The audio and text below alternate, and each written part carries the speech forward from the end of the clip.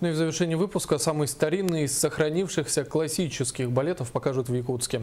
На сцене театра оперы и балета поставят сильфиду. При этом якутяне увидят знаменитую романтическую историю в новой трактовке.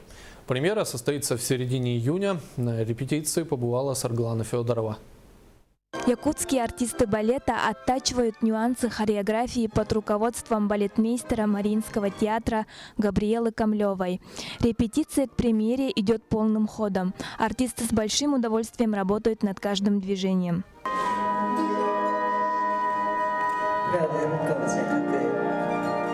Не похож на все остальные спектакли, потому что хоть это и классические какие-то основы, но все-таки какая-то специфичность есть, ее надо обязательно сохранить. Тогда сохраняется аромат вот этой старины. Премьера сильфиды в постановке Филипп Патальони состоялась в Париже в 1832 году, дав начало эпохе романтического балета. Это тот самый балет, где балерина впервые стала на пуанты. Сюжет навеян шотландскими легендами. В его основе лежит трагическая история любви молодого шотландского крестьянина Джеймса и пленительной воздушной сильфиды. Мой герой Джеймс – это влюбленный юноша. Работали 2 месяца. Для меня очень сложная роль. Мелкой техникой надо владеть. Ну и работа тяжелая. По словам режиссера-постановщика, спектакль не утратил актуальности в современном мире.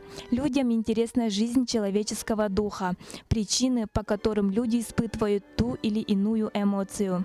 Современников поразило своей какой-то первозданной чистотой, романтическим своим посылом.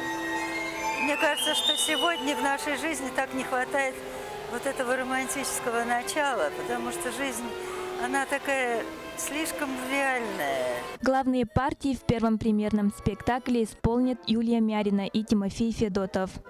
Кроме специалистов из Санкт-Петербурга над балетом работают дирижер Николай Пикутский и главный балетмейстер Мария Сайдыкулова. Уже в следующую среду якутяне смогут увидеть чистейший образец романтического балета.